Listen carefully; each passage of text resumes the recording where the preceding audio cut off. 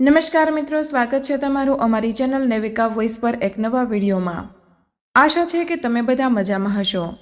આખો દિવસ બજારમાં ફર્યા પછી જ્યારે નીતા ઘરે પાછી આવી ત્યારે દરવાજાની બહાર એક મોટી ભવ્ય ગાડી જોઈને તે હેરાન રહી ગઈ। નાના ગામમાં આટલી મોટી ગાડી તો કોઈની પાસે નથી, તો પછી આ ગાડી કોની છે? આ વિચારતા નીતાએ પોતાના તૂટેલા ફૂટેલા ઘર તરફ એક નજર કરી।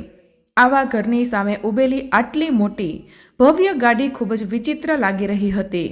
હેરાન થતી નીતા ઘરની અંદર આવી તો ચોંકી ગઈ, કારણ કે નાના ઘરમાં ખૂબ જ રોનક લાગી રહી હતી। ઘણા અજાણ્યા ચહેરા સામેના રૂમમાં બેઠા હતા। જેવી જ તે અંદર જવા લાગી તેના કાનમાં અંદર બેઠેલી સ્ત્રીનો અવાજ પડ્યો, ભાઈ સાહેબ, અમને તમારી બહેન રચના ખૂબ જ પસંદ આવી છે। ખૂબ જ સુંદર અને સંસ્કારી છોકરી છે, તેથી જ અમે શહેરને બદલે ગામમાં સંબંધ કરવા માંગતા હતા। અમને આવી જ છોકરી જોઈતી હતી। બસ તમે લોકો જલ્દી વિચારીને અમને તમારા નિર્ણયથી અવગત કરાવો, જેથી અમારો દીકરો સુમિત દુબઈથી જલ્દી પાછો આવી જાય। તેના આવતા જ અમે લગ્ન કરી દઈશું। અંદર સ્ત્રીઓની વાતો સાંભળીને બહાર ઊભેલી નીતાના માથા પર તો જાણે પહાડ તૂટી પડ્યો। અંદર બેઠેલા નીતાનો પતિ સંજય પણ ખૂબ જ ખુશ દેખાઈ રહ્યો હતો। આ જોઈને નીતાના અંદર તો ગુસ્સાની તીવ્ર લહેર દોડી ગઈ, કારણ કે તેઓ તેની નણંદ રચનાનો સંબંધ લઈને આવ્યા હતા, જે લગ્ન લાયક થઈ ગઈ હતી। અવાજ સાંભળીને તે સ્ત્રીઓએ ચોંકીને દરવાજા પર ઊભેલી નીતા તરફ જોયું। અરે, આ તો તમારી પત્ની છે ને? સંબંધની વાત તો અમારે તેમની સાથે જ કરવી જોઈએ, તેમાંથી એક સ્ત્રી પ્રેમથી બોલી। તો નીતાએ માથાથી પગ સુધી તે સ્ત્રીને જોઈ। તેણે એક ખૂબ જ કિંમતી સાડી પહેરી હતી, કાનમાં ચમકતા સોનાના ઝુમકા અને હાથમાં સોનાની બંગડીઓ તેની હેસિયત જણાવી રહી હતી। આ જોઈને નીતા તો બળીને રાખ થઈ ગઈ। તે તેમની સાથે મળ્યા વગર જ ઊંધા પગે રસોડામાં ચાલી ગઈ, જ્યાં રચના તેના થનારા સાસરિયાવાળાઓ માટે ચા બનાવી રહી હતી। તે ખૂબ જ સજી ધજીને ઊભી હતી। ઘરનું બધું જ કામ પૂરું કરી દીધું શું, જે હું તને કહીને ગઈ હતી? પાછળથી નીતાએ ચૂપતા સ્વરમાં કહ્યું। તો રચના એકદમ ગભરાઈ ગઈ। પોતાની ભાભી સામે તે હંમેશા ડરેલી રહેતી હતી। જી ભાભી, મેં બધું જ કામ પૂરું કરી દીધું છે, રચનાએ જવાબ આપ્યો।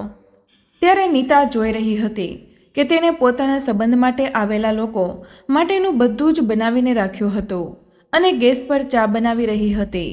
તું અંદર જા, મને લાગે છે કે સંજયે તને અવાજ આપ્યો છે, નીતાએ કહ્યું।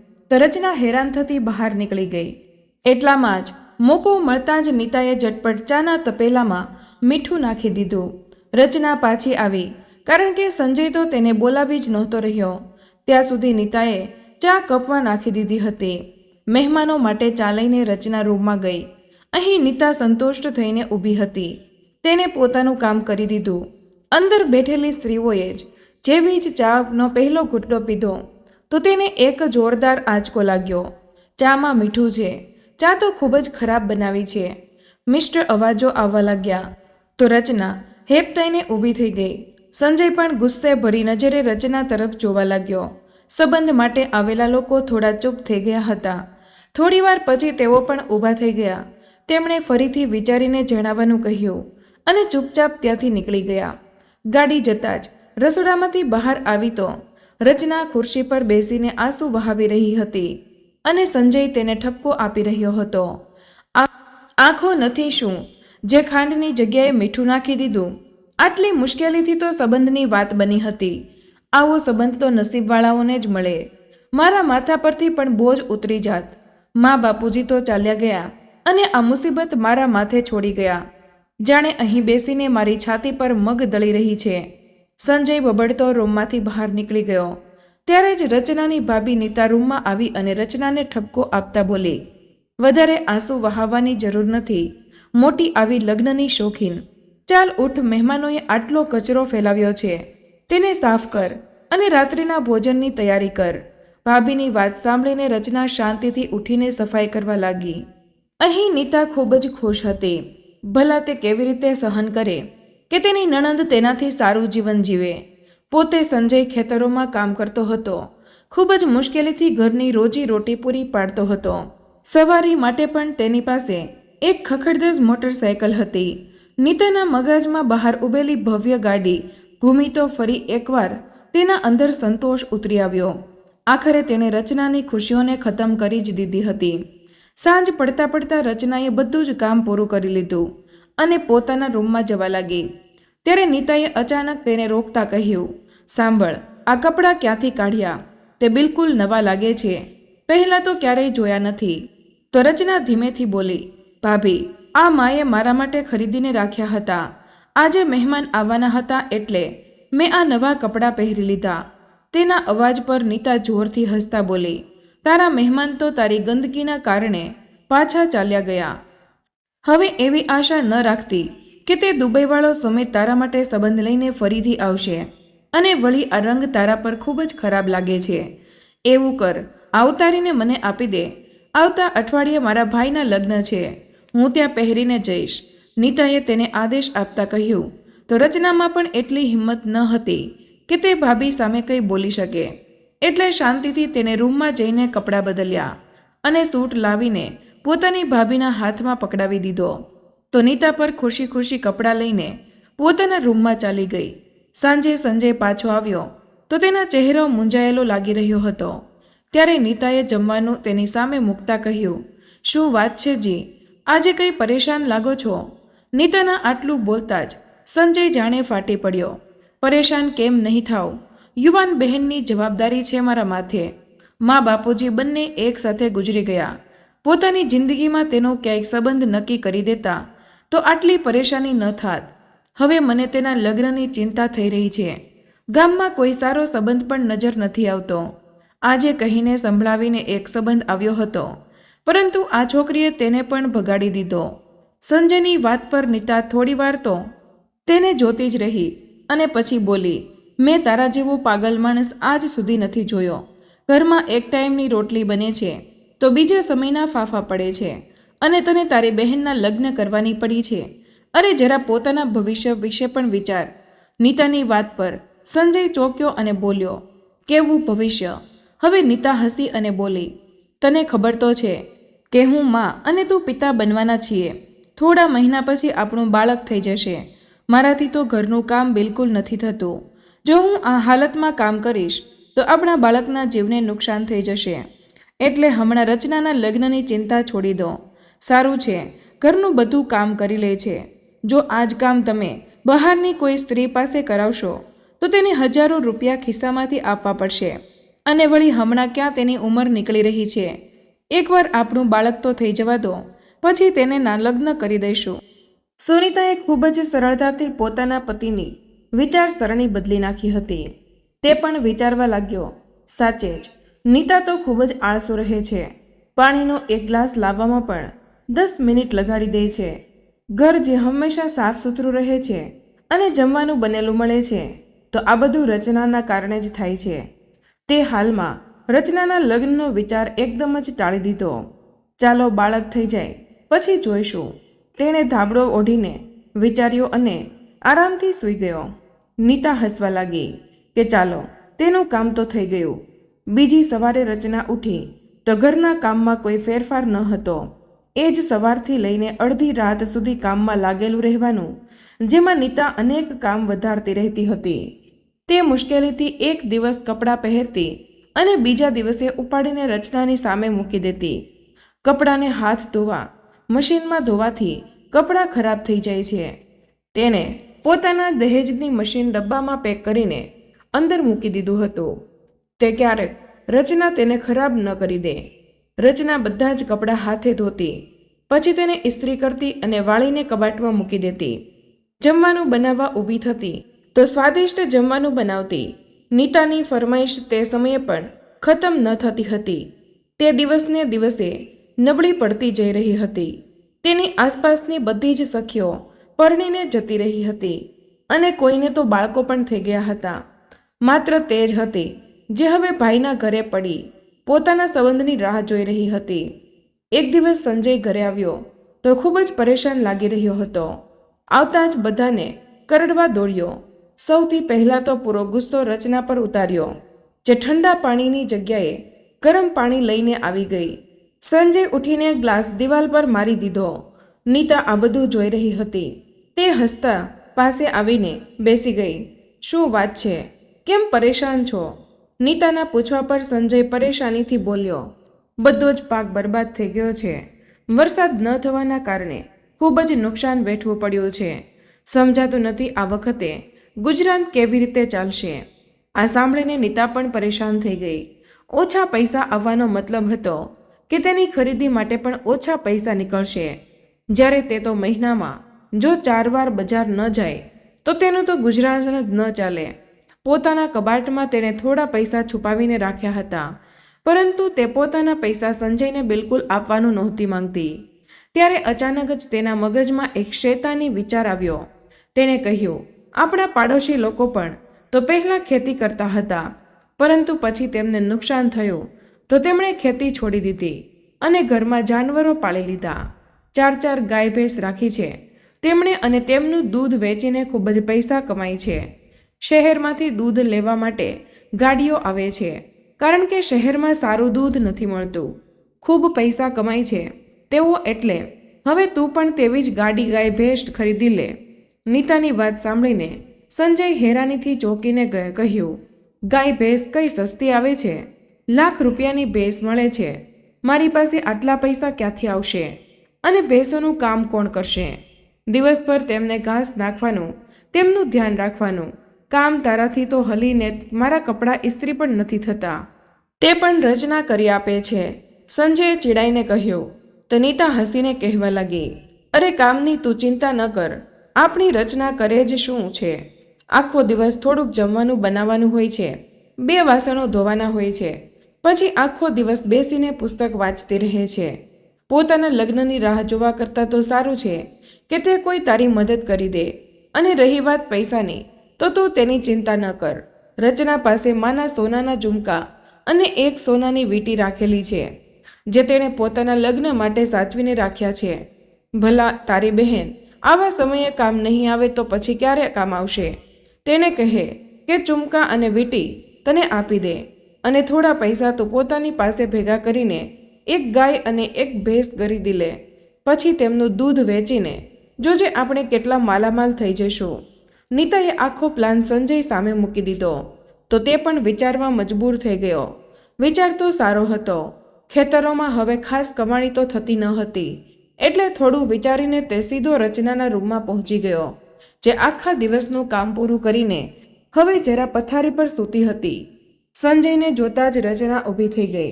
શું થયું ભાઈ? આજે તમે મારા રૂમમાં કેવી રીતે આવ્યા? બધું ઠીક તો છે ને? તેણે ચિંતિત સ્વરમાં પૂછ્યું.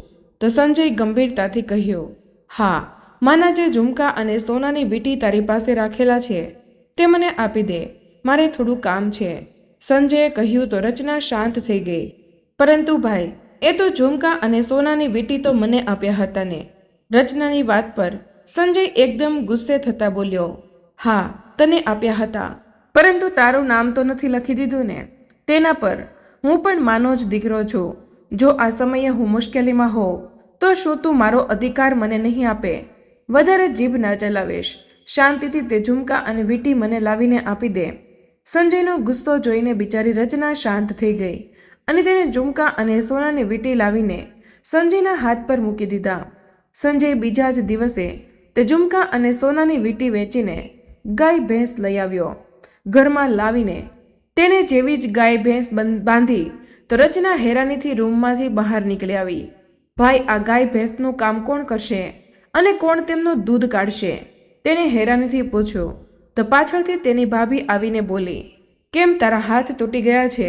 શું જે બહારથી કોઈ આવીને ગાય ભેંસનું કામ કરશે? તું જ કરીશ, બીજો કોણ કરશે? અહીં પડી પડી મફતની રોટલીઓ તોડી રહી છે. થોડી મહેનત મજૂરી કરી લઈશ તો મરી નહીં જાય, કહીને નીતા પોતાના રૂમમાં ચાલી ગઈ. સંજય ગાય ભેંસને બાંધીને બહાર નીકળી ગયો અને રચના બિચારી તડકામાં ગાય ભેંસને ઘાસ નાખવા લાગી. તેના કામમાં વધુ વધારો થઈ ગયો હતો. તે માસૂમ જીવ સવારથી લઈને રાત સુધી કામ કરતાં કરતાં થાકી જતી. આખો દિવસ સંજય અને નીતા ગાય ભેંસ પાસે પણ ન આવતા, પરંતુ જેવું જ દૂધ લેવા માટે ગાડી દૂધના બદલામાં રૂપિયા આપતી તો નીતા ઝટપટ અંદરથી બહાર આવી જતી. કેટલા પૈસા આપ્યા ગાડીવાળાએ? લાવો બતાવો. તો જરા તે ગણાવવા બહાને પૈસા લેતી અને બધા જ પોતાની પાસે રાખી લેતી. આ પૈસામાંથી તે અડધા રૂપિયા સંજયને આપતી અને બાકીના પોતાની પાસે રાખી લેતી. સંજય પણ આ નવા કામથી ખૂબ જ ખુશ હતો. કોઈ મહેનત કર્યા વગર તેને રોજ જે સારા એવા રૂપિયા મળવા લાગ્યા. જ્યારે રચના કામ કરતાં કરતાં હવે ખૂબ જ નબળી પડી ગઈ હતી. રચનાની આંખોમાં હંમેશા આંસુ હતા. એક દિવસ રચનાની સહેલી તેના ઘરે આવી તો તેને હેરાનીથી જોતા બોલી, તું કેટલી નબળી પડી ગઈ છે રચના, તારો ભાઈ તારા લગ્ન કેમ નથી કરાવતો? હવે તો તારી ઉંમર પણ નીકળતી જાય છે. જરૂર પોતાના ઘરના કામકાજના લાલચ માટે તને બેસાડીને રાખી છે, તેને સહેલીએ કહ્યું તો રચના ધ્રુજકે રડવા લાગી. વાત તો કંઈક એવી જ હતી. આસપાસની બધી જ સ્ત્રીઓ હવે તેને તેની ઉંમર પૂછતી રહેતી હતી. નીતા મજાથી કહેતી, કોઈ સંબંધ આવશે તો લગ્ન કરીશું ને. પરંતુ સાચું તો એ હતું કે સંબંધવાળા આવતા પણ તો નીતા તેમને એવું કહીને ટાળી દેતી હતી કે રચનાની તો ક્યાંક બીજે વાત થઈ ગઈ છે. રચના શાંતિથી આ બધું જોતી રહેતી, પરંતુ તે પોતાના ભાઈ ભાભી વિરુદ્ધ કંઈ કરી શકતી ન હતી. પરંતુ હા, તેની સહેલીએ તેને બધું જ સમજાવી દીધું હતું કે તે દૂધમાંથી થોડા પૈસા બચાવીને પોતાની પાસે સુરક્ષિત રાખે, કાલે કામ આવશે. રચનાએ તેના વાત માનીને રોજની કમાણીમાંથી રૂપિયા 100 પોતાના માટે અલગ રાખવા શરૂ કરી દીધા. હોળી માથે હતી.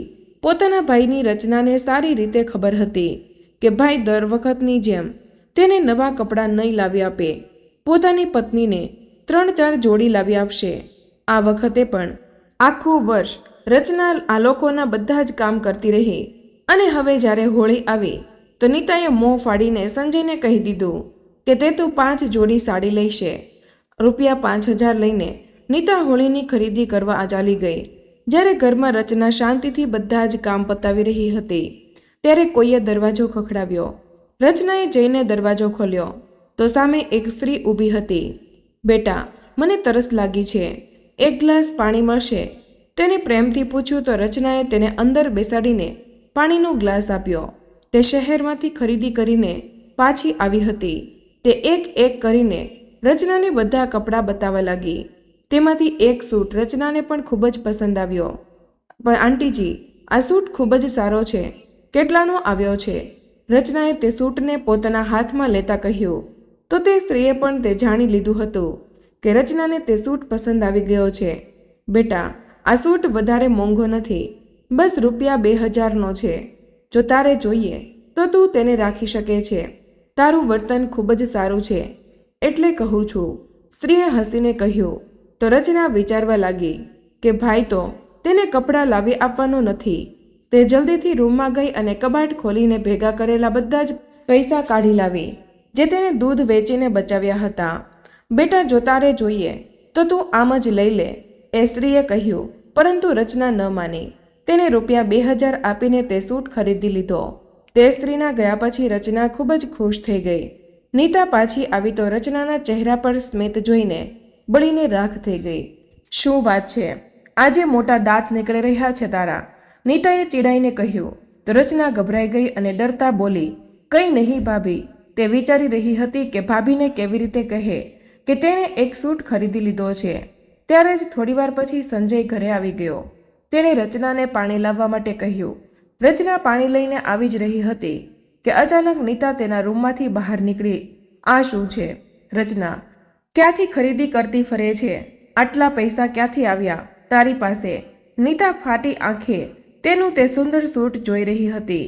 રચના દૂર ઊભી સમજી ગઈ હતી કે હવે તે સૂટ તેને પાછો નહીં મળે. જુઓ છો તમે, જરૂર આ પૈસા ચોરી કરે છે એટલે જ તેણે આટલો મોંઘો અને સુંદર સૂટ લીધો. અને મારા નસીબમાં શું છે? એ જ ફાટેલા કપડાં. મારે પણ આવો જ મોંઘો સૂટ જોઈએ. નીતા કપડાં ત્યાં જ પછાડીને શોર મચાવવા લાગી. સંજય ક્યારેક તે સૂટને જોઈ રહ્યો હતો તો ક્યારેક રચનાને. અચાનક તેને ગુસ્સો આવી ગયો. તેણે આગળ વધીને પોતાની બહેન રચનાના ગાલ પર જોરદાર તમાચો મારી દીધો અને બોલ્યો, ભાઈ રોજીરોટી કમાવાના ચક્કરમાં આટલો પરેશાન છે અને તું મોંઘા કપડાં ખરીદતી ફરે છે અને શરમ નથી આવતી તને? પૈસા ચોરતા તેને સૂટ ઉપાડ્યો અને નીતા તરફ ફેંકતા કહ્યો, આ લે, હવે મારું માથું ખાવાનું બંધ કર. તો નીતા તરત જ આંસુ સાફ કરીને હસવા લાગી. ત્યારે ભાઈ અને ભાભીનું આ વર્તન રચનાને અંદર સુધી તોડી ચૂક્યું હતું. તે શાંતિથી પાછી પોતાના રૂમમાં ચાલી ગઈ અને ધ્રુજકે રડવા લાગી.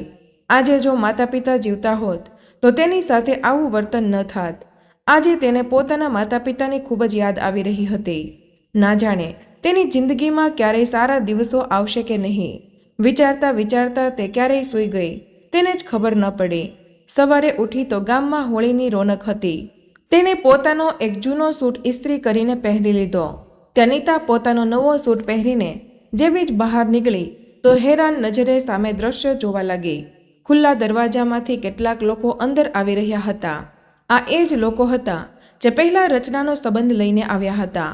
આજે તેમની સાથે છોકરો પણ આવ્યો હતો. આટલા હેન્ડસમ યુવાનને જોઈને નીતા બળીને રાખ થઈ ગઈ. અમે ફરી એકવાર રચનાનો સંબંધ માગવા માટે આવ્યા છીએ. અમને આવી નેક અને સારી છોકરી બીજે ક્યાંય નથી મળી. તે દિવસ કદાચ તેણે ભૂલથી ચામાં મીઠું નાખી દીધું હતું અને ભૂલો તો માણસોથી જ થાય છે. આજે હોળીના દિવસે અમે તમારી પાસે રચનાનો હાથ માંગવા આવ્યા છીએ. અમને દહેજ પણ નથી જોઈતું, પરંતુ અમે લગ્નમાં થનારો તમામ ખર્ચો પણ જાતે જ ઉપાડી લઈશું. છોકરાની માતા કાવેરીજીએ હાથ જોડતા કહ્યું. તો સંજયની આંખો ચમકી ઉઠી.